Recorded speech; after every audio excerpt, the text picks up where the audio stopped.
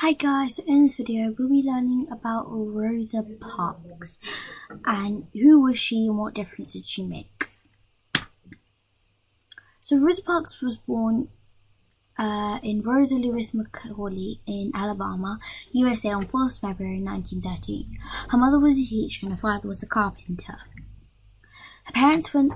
Her parents separated when she was a girl and she went to live on her grandparents' farm with her mother and a younger brother where she attended church and school.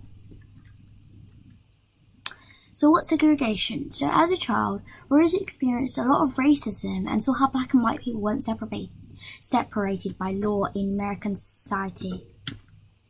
She attended a secondary school for black children who all had to walk to school, whilst white children attended their own school and were provided with a bus to get there.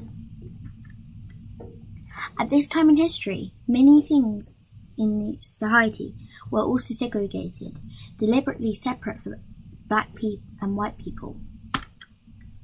So segregation on buses. At bus stops at this time, there had to be two queues of people, one for black people and one for white people, and the white people got to sit on a bench. This was so that when the bus arrived, the white people could take the seats at the front of the bus first. Then the black people could get on and use any free seats at the back of the bus. On 1st December 1955, after a long day at work, Rosa boarded the bus home and sat on the first row of seats intended for black people. By the time the bus reached its third stop, all the white-only seats were full. Rosa and the three other black people were sitting on the front row of the black section of the bus. So the white bus driver stepped back into the bus to tell Rosa and the other three black people to move back to give their seats to the white people.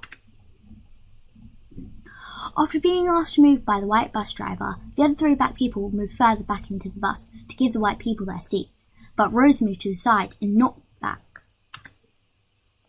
The driver told her that if she don't move back, then he would call the police, and she told him to just do that. So he did. So why didn't she move? So why do you think she didn't move? Pause the video now and have a go at answering the question. Why do you think she didn't move? Okay, guys.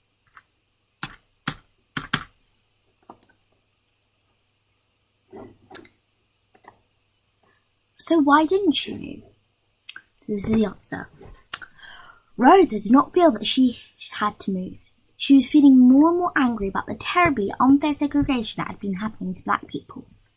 Rosa felt that black people in society were being treated worse than white people and also being injured or killed in some situations. In her autobiography, she wrote, "People always say that I didn't give up my seat because I was tired, but that isn't true. I was not tired physically, or no more tired than I usually was at the end of working day. I was not old, although some people have an image of me being old then. I was 42. No, the only tired I was tired of giving in." So what happened next? Indeed, the bus driver did go on to call the police and Rosa was arrested. 3 Rosa friends bailed her out of prison the next day and set to work on organising a bus boycott where black people would refuse to use any buses until the situation changed. On 5th December 1955, Rosa was charged with violating a local ordinance, breaking the rules, and disorderly conduct, which means causing trouble. She was found guilty and fined. The bus boycott. The bus boycott was totally supported by the black community and also some white people who were also growing tired of the unfair treatment of black people in their community. For 381 days, 40,000 black people and some white people did not use the buses in Rosa's home city of Montgomery. They found other ways to get to work or simply walked to show their support for the cause. There were so many people involved that this could not be ignored, and it was noticed by the newspapers and the rest of America. Eventually, the government noticed and finally laws were passed to remove segregation from buses. The boycott officially ended on 20th December 1956. Even though segregation was still in place in many other areas of society, such as toilets and public buildings, this was a victory for equality and it made a significant start to improving the rights of black people in society. the aftermath. So do you think that everybody in society accept the government's decision after the bus segregation law changed? Well, why not? Have a go and pause the video right now to see.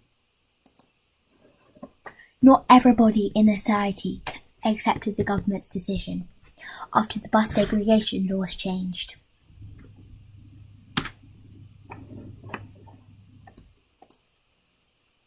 There was a lot of violence and even some people got killed on buses. Some ignorant people bombed churches and homes and some bus service had to be suspended. Eventually things calmed down and the violence abated. However, there was still a long way to go to change the attitudes of some people within society. Okay guys, so I hope you enjoyed this video. If you did, don't forget to like, subscribe and share, and don't forget to hit that notification bell to see more of my videos. I hope you learned about Rosa Parks and racism today, and we might be going through another good lesson in the next video. So make sure to like, subscribe and share, and don't forget to hit that notifications bell, and I hope you've learned something. Bye bye.